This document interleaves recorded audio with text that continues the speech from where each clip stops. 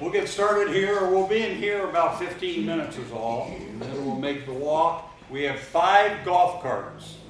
So anybody that the stretch around the pond, it's a pretty lengthy walk. So if you need a golf cart, just raise your hand and we'll get you out there on one of those.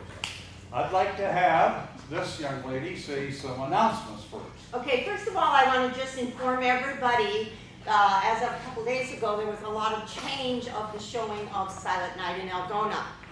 It's been showing since Thursday night at the theater. Tonight it will be showing at 6:10 again. And Sunday it will be showing at the theater at 6:10, but they also added 3:45 in the afternoon. So if anybody has not seen it or wants to see it again, which I think I'm probably going to try to do again, it's a very heartwarming movie. You will love it. So 6:15 tonight, Sunday 3:45 and 6:10. 6:10. So tonight at 6:10, tomorrow Sunday at 3:45 and 6:10. Okay? And welcome to the Ranger Station. If you haven't been in here for a while, we're excited to show that we have a complete venue here. If people want to rent it out, make sure you get a hold of me and we'll make sure it's on the calendar. And we love to have them. We just had a wedding here in June, and in May we had a graduation. So welcome to the Ranger Station and welcome, Mr. Keith. Okay. Well, the property all belongs to a guy named Donald Teets. Okay, so we're going to be walking his property, and he's very kind and generous to let us do that all the time. We have talked over the years, this property would be a perfect place to have a public, trails and everything. But here's our problem. When you open it to the public, that means teenagers who want to go to have a beer party, all the stuff that goes when the public's allowed in. And we've got to figure that out before we can, quote, open it to the public. If you don't know me, I'm Lynn Keek, former mayor of Algona, former teacher, and I always like this part of the program because I feel like I'm back in my classroom. I've got all my students right here. Is there it? Yes, in fact, you can win money today. It's a 4-question test, okay? And someone's going to win some money today. Now, one of my Kiwanian friends, you're ineligible, because some of these questions I posed to Kiwanis. Okay, well, let's go back 18,000 years ago. It's called the Wisconsin Glacier. Literally, what we now call Wisconsin. Coming down out of Canada, a glacier started working its way through this area. Take a look at this yellow area. Pass that around just so you have a rough idea. It did us a big favor. 18,000 years ago, we are one of 3 tall grass prairies due to the glacier coming through in the world. And where you're looking at that diagram, the yellow area is the portion of the tall grass prairie. We're talking about grasses that grew to 6 feet tall. All right? Lightning would strike, burn the grass down, grass would come back up, and just a repeated cycle. What did that do for our farm ground? Over years after years after years, those ashes fed our soil, and that's why we have, of the world, okay, the Pampas area of Argentina, the western side of Russia has what they call a black earth belt, and that area you'll be looking at in yellow are the richest soils to grow any crop in that exist in the world. So we're fortunate. Most of Iowa, you'll see on that map, is part of that. All due to a glacier coming through. And think what it did. If you picture southern Iowa, it basically leveled us, so we're kind of flat ground up here, aren't we? Well, then it started taking burps. Okay, here's a glacier.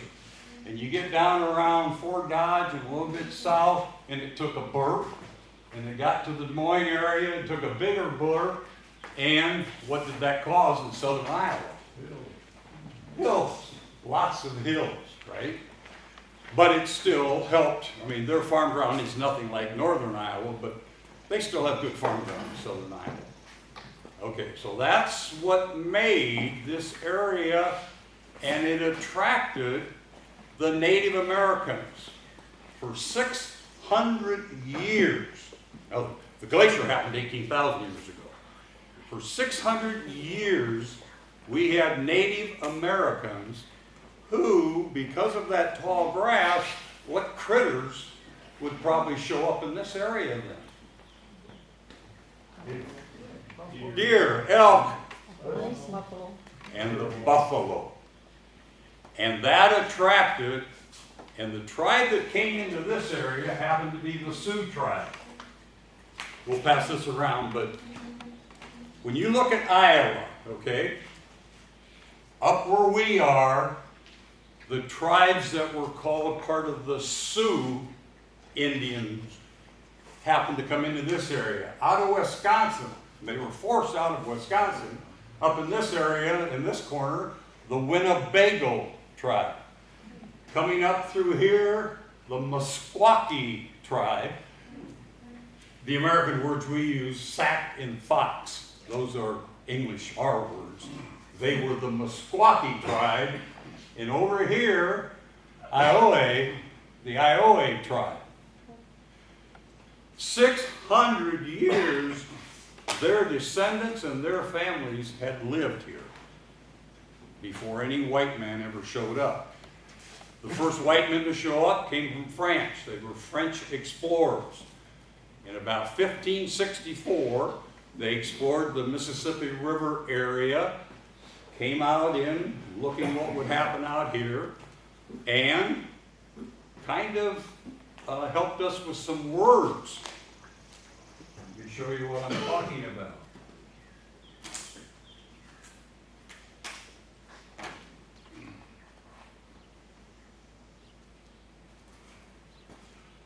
Let me introduce you to a Sioux word. Help me say Mowing Onaya. Okay, in Sioux English, the Mowing means mounds. The Onaya means water. All right, their way of saying. Well, when those French explorers came along, obviously they speak French. I want to say Mowing Onaya and get in the mounds and the idea of La Rivière de Mont. La Rivière de Mont, French. La Rivière is the river of the mounds. De Mont, the mounds.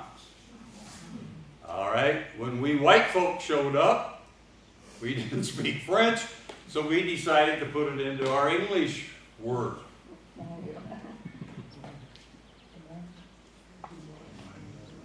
La Rivière de Mont became the what?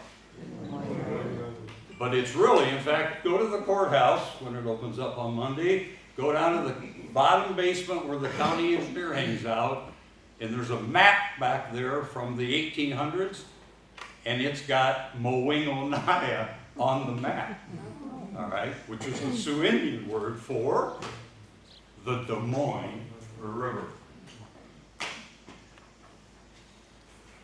All right, back to the tall prairie. What animal did we attract? The buffalo. Taitonka, Sioux Indian. Tonka in Sioux Indian is large, big, large. Tai is their word for cow. So when they saw this thing, you and I say buffalo, they were saying Taitonka, large cow. All right? And did the town get its name? Right? Sure did. All right, so let's move the clock ahead. It's now 1850. Two brothers grew up in Ohio, lived in Indiana quite a bit of the time. One of the brothers, the one on my left, your right, He had been in California during 1849 and 1850. What was going on in California in that era? The gold rush. He came back to this part, and to Indiana, where he came back to, and he had collected around $6,000 in gold. Now that's back in 1850. Do the math of inflation, and is that a big chunk of money? So he contacts his younger brother. This one is Asa, this one is Ambrose. And he said, let's go out west. Well, in 1850, going out west meant cross the Mississippi River. If you do anything that takes you on this side of the Mississippi, you're going out west. So, and he's the only one that was married. He was single at the time. Asa had a young bride named Sarah. And they came as far as Iowa City, and then they were informed you could not go any farther.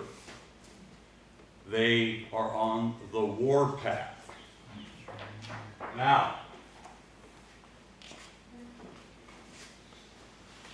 let me tell a true story about Inkpaducah. In fact, the guy that made the movie Silent Night, we're going to do a movie on the Spirit Lake Massacre, Inkpaducah, who in this area, and because there's nowhere in Spirit Lake to film, because they've got no place that modern buildings don't exist, they're thinking the producer wants to film it and use what we're about to look at today. All right? So that movie will be forthcoming. They've raised $1 million some dollars. He needs to get to $2 million before he can make it happen. The producer is out of Lansing, Michigan. But we'll have another movie that takes care of this area. All right, now, back to, if you're a Sioux Indian and you've lived here 600 years, your families, and all of a sudden our kind of faces start showing up. Originally, we weren't enemies, all right? Because we did not start using the word Puckachee. Puckachee is a Sioux Indian word meaning leave. We could mingle with them. One of the first guys that did real well was a guy named Henry Lott. He was a peddler, okay? Had a covered wagon, he sold food, he sold whiskey, he sold anything, and the Indians were his customers, all right? So he could go into their camps and do anything he wanted to do. His campsite, his family, they were living down by Webster City. In 1850, 5 young braves, who probably might have been sampling his product called whiskey. Okay, you're a teenager, you're on a horse, and you've got a little of this in you. What are you going to do? Woo! You know, right? You're gonna. Well, it was winter time. They came into his cabin. Okay, you got Mrs. Henry Lott, you got a teenage boy and a younger girl. The teenage boy got scared. I mean, 5 young braves to him, so he darts from the cabin and runs. It's winter time. He darts to the point where they could not find him later on. There were no deaths. Those 5 braves didn't really do anything other than scare the bejeebers out of everybody. But guess what happened to this young man? Wintertime in Iowa, you're out there all by yourself. What's going to happen? You're going to die of exposure, right? So Henry Lott, the first white man who worked the area, loses a son. He blames it on who? Not 5 young braves who are full of whiskey. He blames it on the Indians. So he wants revenge. Now the chief at the time in this area was named Saidu Minnedoda. Chief Saidu Minnedoda. They camped in this area. They camped a lot around the little towns to the south of here called Livermore. And he had to camp at Livermore. Henry Lott pulls up with his covered wagon, you know, they're welcoming him in. He's their salesman, right? Guess what Henry Lott does to get revenge on his son's death? He proceeds to pull out his gun and kill Sidhu Menadota. Bloody Creek Massacre out of Livermore, Iowa. All right? His younger brother, Sidhu Menadota's younger brother, was a guy named Inkpaduta. That name ring a bell, anybody from school time? Inkpaduta. Well, he's the younger brother. This guy dies, so he's promoted. We now have Chief what? Inkpaduta. The old revenge begat revenge. Why did Henry Lott do what he was doing? To seek revenge on the death of his son. Inkpaduta takes the body, the dead body of his brother, to the county attorney at Fort Dodge and is asking for justice. His brother's been killed by a white man. Guess what the Fort Dodge County attorney did? The next day, on a post in front of his office in Fort Dodge, he mounts a severed head. Guess whose head it is? Sidhu Menadota. So Inkpaduta went to get white man justice, and what do? Cut the head off of his brother and mount it on a post? How would you feel if you were Inkpaduta? Those sons of what? Oh, sorry, kids. Those SOBs, right? That's what drove Inkpaduta to start what he started doing. He went into southern Minnesota first, raised all kinds of hell. He moved across southern Minnesota, eventually took him to the town of Spirit Lake, Iowa. Revenge, that's all he wants. You sons of buckers, you killed my brother, I'm going to get revenge. Now, the sad part about that is, do innocent people end up getting killed? Nobody in Spirit Lake had anything to do with it. 42 deaths happened in Spirit Lake. All right, the reason we know the whole story is a young lady named who?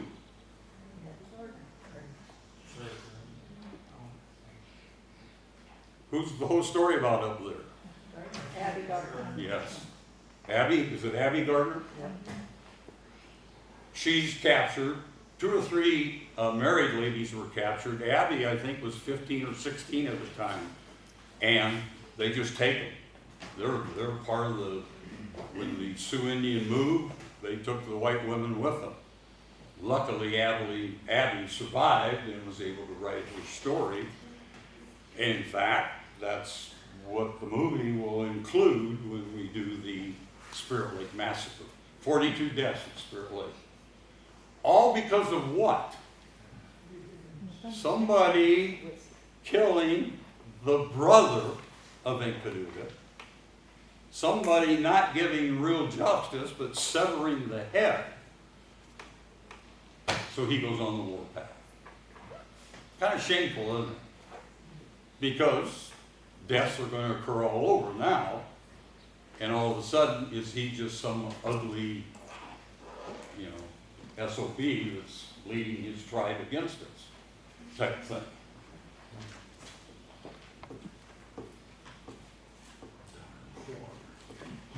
In this area, most of us, when we think of living quarters, and why did they have to use teepees? What animal did they have to survive on for their food, for their clothing and everything? The buffalo. What do buffalo tend to do? They're going to move where there's fresh grass. If you've got 6-foot grass and you spend a week eating it all down, are you going to move to the next area that's got grass? So when the buffalo moved, what did the Sioux Indians have to do?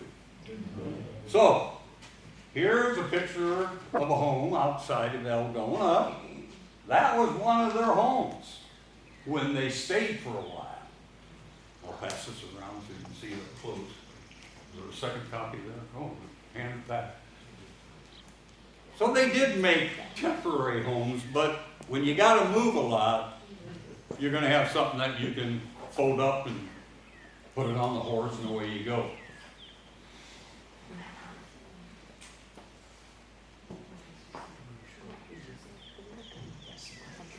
Here were their favorite camping areas. The whole river, like where our aquatic center is, working toward our fairgrounds, that whole area was a perfect campsite. You got the river close. If you got the river close, are the buffalo or the animals gonna go to the watering hole? Okay, and then they came around, and of course, where we're at right now would have just been nothing but wild area. So they would have camped, and where our current utility plant and all that is, that would have been a favorite campsite for them. Then they would stay here for a while, and then when they had to move out, chase the buffalo, off they went. The Sioux mainly stayed in southern Minnesota and northwest Iowa. That was their area that they covered.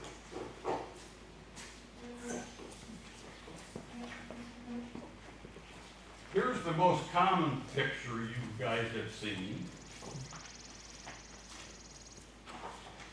We'll pass these around.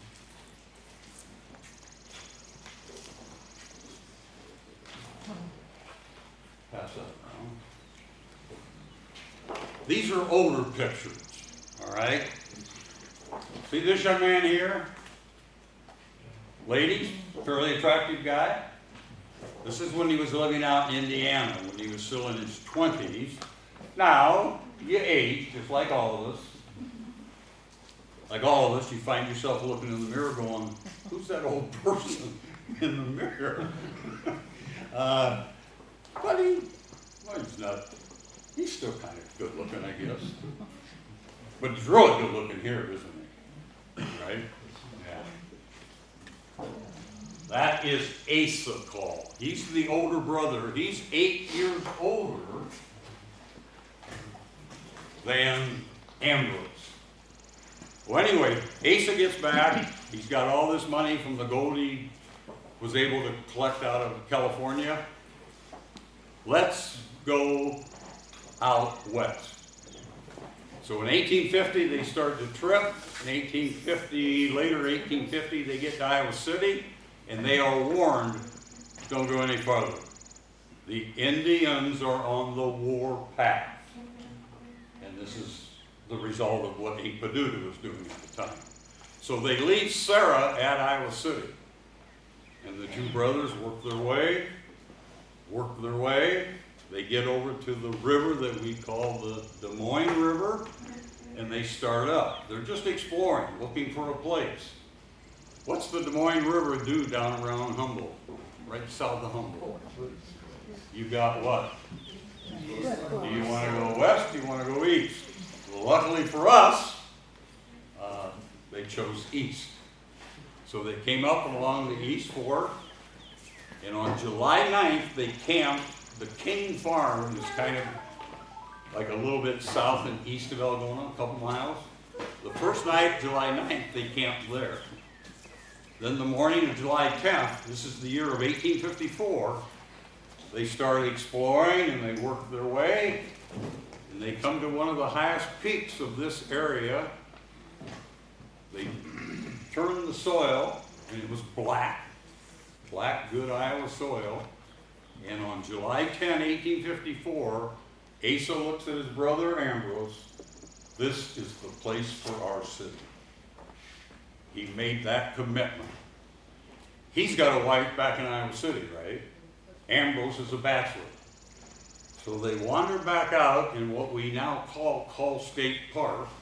The first cabin was built for the two of them. All right? Asa says, bye, brother, I got to go get a wife.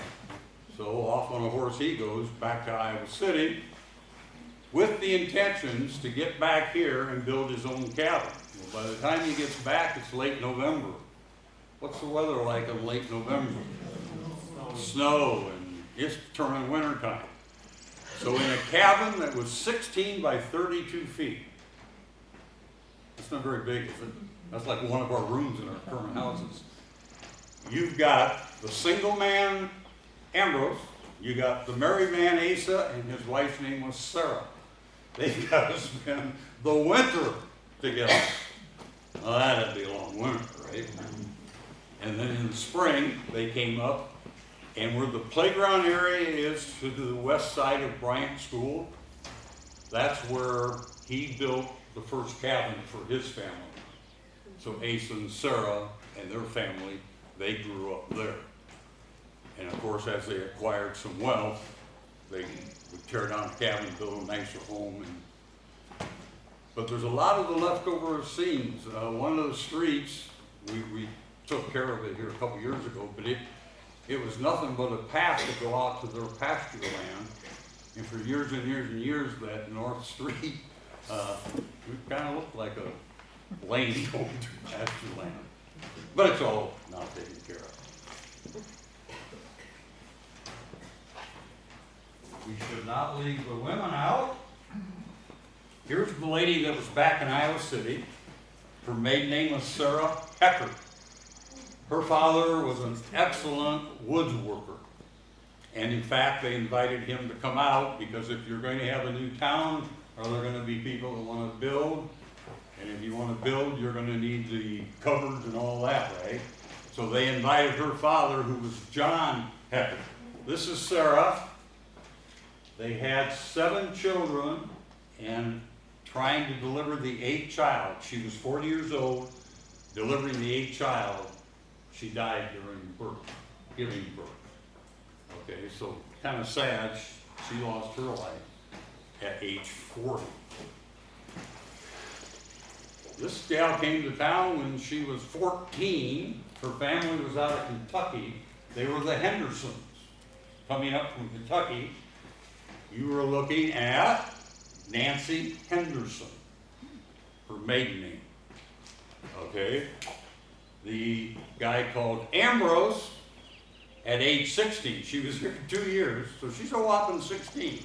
And back in that era, when you got to be 16, you were like old, like, you're going to be old, young lady. She marries Ambrose, all right? And they raised a total of 7 or 8 children, one of which still has an effect. Anybody ever watch a television station called KCCI? Guess who is the originator and owner? Well, let's figure out who she married. The principal in Algona at the time was a guy named Gardner Coles, C-O-W-L-E-S. She marries Gardner. All right? He's working for his father. Ambrose owned the bank in town. He worked there for a while. Ambrose started a newspaper. Hey, I need help. Come on down and help me at the newspaper. So he was a newspaper man in Algona for quite a while. Came to town as a principal, but went where the big money was, right? Well, in 1903, a place called the Des Moines Register and Leader went up for sale. He and his friend from Algona purchased the Des Moines Register and Leader. And for years and years and years, they ran a newspaper out of Des Moines. Did the Des Moines Register do pretty well over time? As in, Gardner Coles was one of the wealthiest people in Des Moines. If you go down to Des Moines, everything's named after him. Recently, his estate, they gave $6 million to one of the libraries. They're always doing things. Downtown Des Moines, the Coles Center, and, all right. Well, guess what? He helped to get started. He got a radio station going. You know, television didn't come along until when? Late 40s, early 50s, right? All right. But when they started that radio station, it was the money from Gardner Coles. So when you say KCCI, any radio station or TV station that's west of the Mississippi has to begin with the letter K. The exception to that is WHO, because they had already been in business prior to that law going into effect. All right, now get to the CCI. It stands for Coles Corporation Incorporated, as in the husband of this lady. Here she is at age 16, and they had 8 total children. So Elgon's had an effect, haven't they, on the Des Moines area? All right, well, you can see as a teacher I can go all day. What I want to do now, we're going to go see the property, and we'll explain what the group here is trying to do in the future with that property. So, who's driving the golf carts? We got people back there. Connie Nelson, thank you. Paul, are you driving one? Okay. So those of you that do need a ride, and it's a long enough trip, okay? We got one. Don't be afraid. We can probably get 1 or 2 on each car. Nationality? I will have to look that up. I can't say that off the top of my head. I don't want to say something that isn't accurate. Okay, follow me.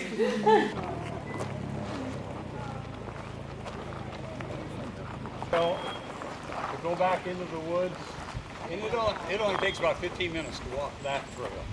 And it circles around and brings you right back here. So when we're done with our trip, I think there's a little over 100 acres that if you go out all the way, but you can see here, with it not being mown like a typical farmer would do, we have to. Like if you got CRP, don't you have to mow twice a year or something like that? Something like that. But anyway, can you see how the tall grass prairie is kind of working its way up? The eagle's nest, see those highline poles in the distance? There's a trail that kind of goes along toward the river that we won't have time to do today, but it goes along that river and all you gotta do if you want to see an eagle's nest is look for something the size of a tractor tire. If you look up and say, my God, there's a tractor tire up there, that'll be an eagle's nest, all right?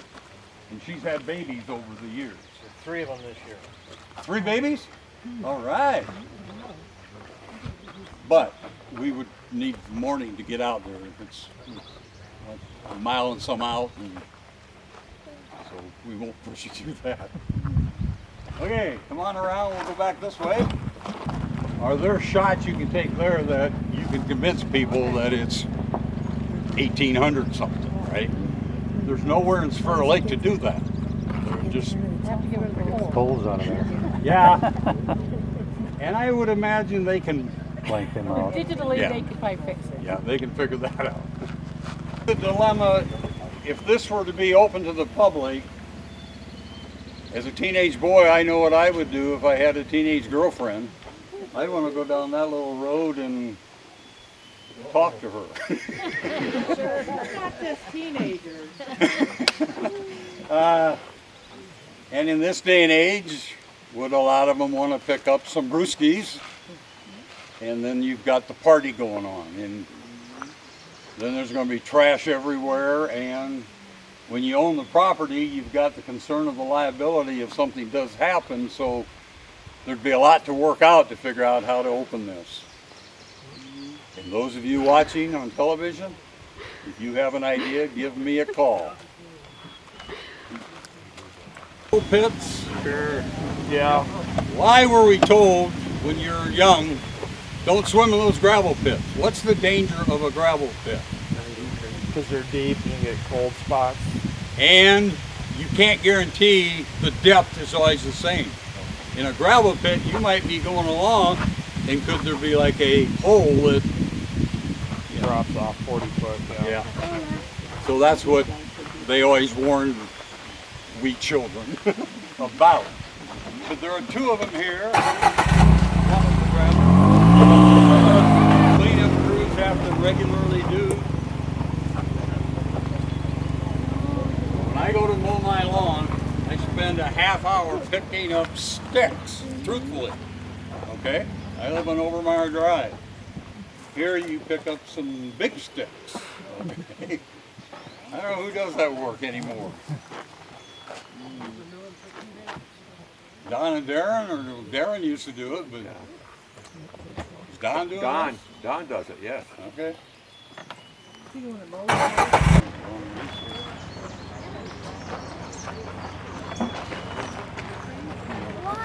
I had the honor of teaching at the University of North Carolina 2 summers, and in exploring the area of the state of South Carolina. And I'm not exaggerating. Look out there right now, toward the river. Can you repeat that? That's about what a half of South Carolina looks like. Okay, water that's just goes where it wants, and then of course the kind of grasses and whatever that grows up in wild water. Now you got one other trouble down in South Carolina. Here you could walk through there and probably not worry about any alligators, right? Yeah.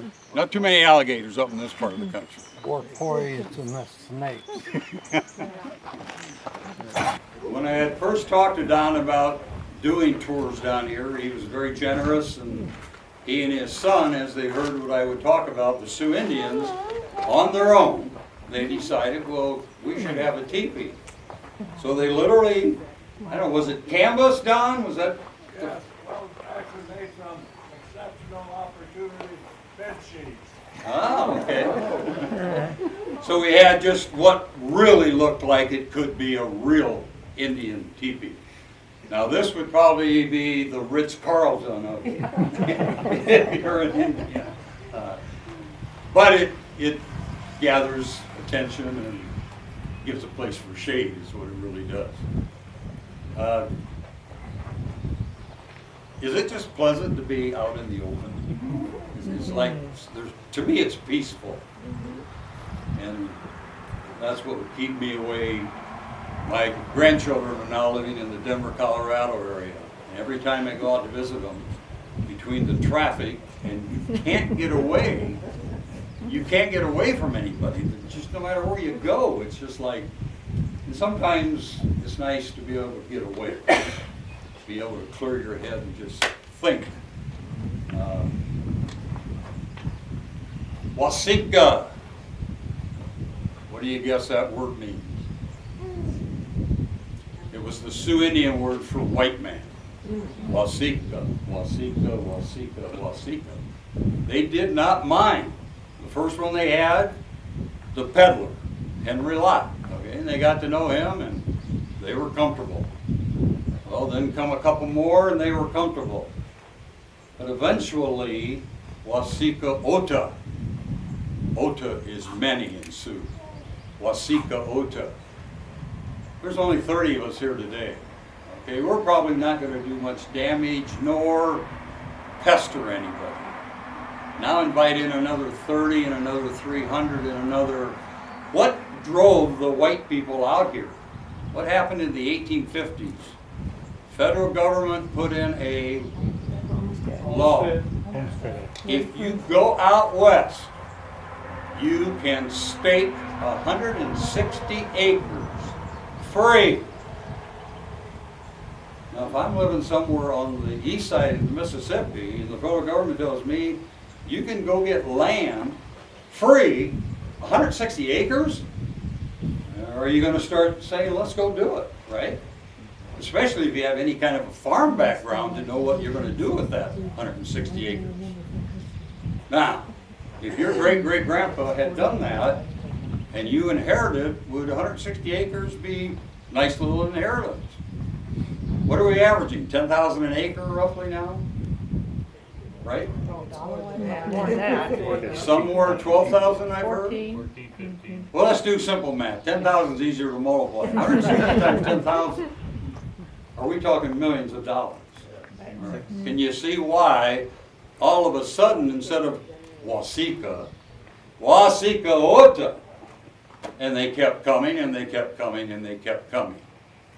Now, the worst part of it is, they've lived here. This has been their place for 600 years. We come in, and now all of a sudden, Pukachi. Buckachee is sued, you gotta leave. And we're gonna force you to leave. All right? At that time, we had these kind of guns and we had these kind of guns. In the 1850s, they were still with what kind of a... Well, who's gonna win that contest? You wanna fight bow and arrow while I've got a gun? Not really. I don't think so, I don't. All right? And it's kind of shameful of what we really did. We took people who had had their families here for 600 years and we said, Puckachee. There are 33,000 Sioux Indians who now live in North and South Dakota. Because what happened back here? Puckachee. Fair of us, when you think about it? I don't think fair. So, all of us are a little bit guilty because it was our great-great-great-grandparents who did the Puckachee. But we wanted this land, you know. You get out of here and then it's my land, right? All right. Let's go around the curve. Every year that I would come back, I would see something new that they had picked up when I was talking school kids. Unspay, that's the Sioux word, unspay, to learn. That's how the Sioux Indian would say to learn. So Don and Darren would listen to what I was trying to tell school kids, and the next thing you know, they make a sign for me. Over time, friends of Don inquired about, would you sell us some property? Those friends are driving all those golf carts right now. This home belongs to Conley Nelson. He's the director of Smithfield. He's got, what, 5 or 6 states? How many states, Conley? 8 states. So he's, all the time, he's flying somewhere to, you know, you gotta take care of problems, all right? So Conley Nelson and his family, that's the home they have. And all of our drivers of these vehicles, you see the homes that they go, they could live in that house and they'd never bump into each other. In one family, bedroom and so on, so his children come back with grandchildren. So this little building holds grandchildren. Over the years, all of the biology classes from both Bishop Garrigan and Algona High spend a whole day down here. And the biology teachers have them testing the water, analyzing it, you know, like real life biology type stuff instead of textbook stuff. And then Conley's company, Smithfield, is kind enough, they serve a great free lunch to the kids. Okay, they barbecued something and it's really kind of them and very neat. So this provided kind of a... If you know where Don grew up, hold your peace for a minute. Any strangers or whatever, here's a clue to where Don grew up as a child.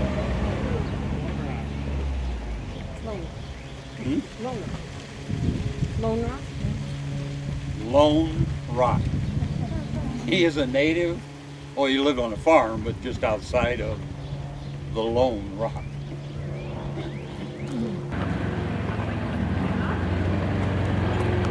Don, Darren was 52 when he passed.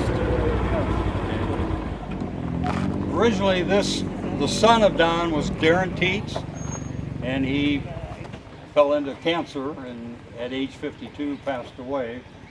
And now I believe it's a Geelan family. Yeah, but he's back here somewhere. We got a Geelan in the crowd? Jimmy and Chloe. Okay. Yeah, they're there. All right. Dan is, that's right. That's where Dan Culver. Dan Culver's in the red. They now live in Ames. But he had that house originally, but now, is it Jimmy Geelan? Yes. All right. Beautiful place.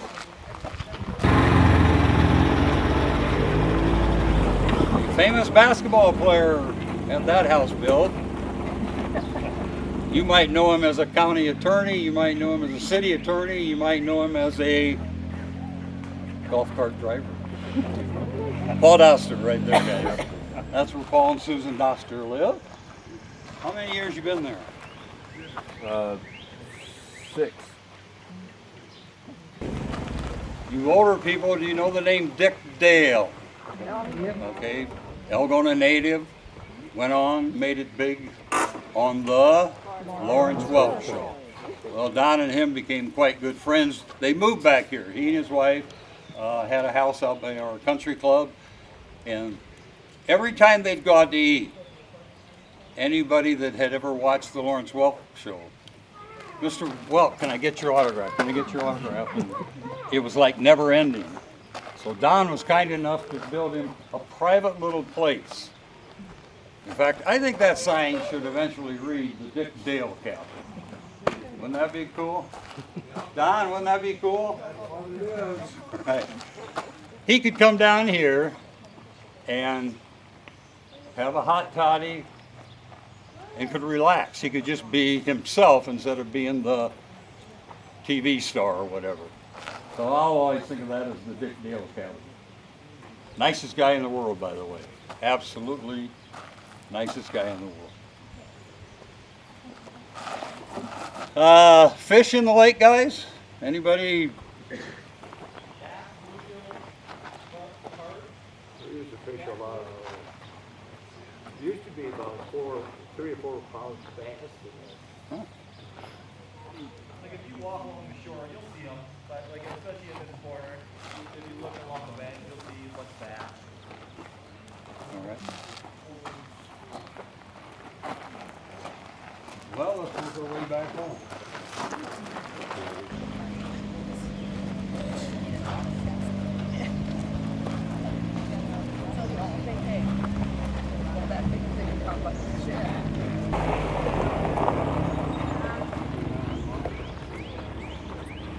The producer of the movie Silent Night is very interested in doing a movie about the Spear Lake Massacre and treating, you know, the Indians the way they should be treated. The last time he called me, he had raised over $1 million, but he's got to raise some more money before that can be actuality. But it'd be nice to have another movie, and especially if it all gets filmed using that area out there. You know, it's just nice to go to a theater and be able to say, "Hey, that's my hometown," type thing. And like I said, they can't find a place in Spirit Lake that they can't hide all the modern day buildings type thing. Well, hey, I thank you for coming. It's close to 11:15, and we kind of promised we'd let you go. Any questions, by the way? What are the cement things over here? These things The cement blocks down there on that trail that, you know, when we first started out, down here. down there. Okay. Where's Don? Don, what are you using these big cement blocks for? Come up here and tell us. Hold the ground down.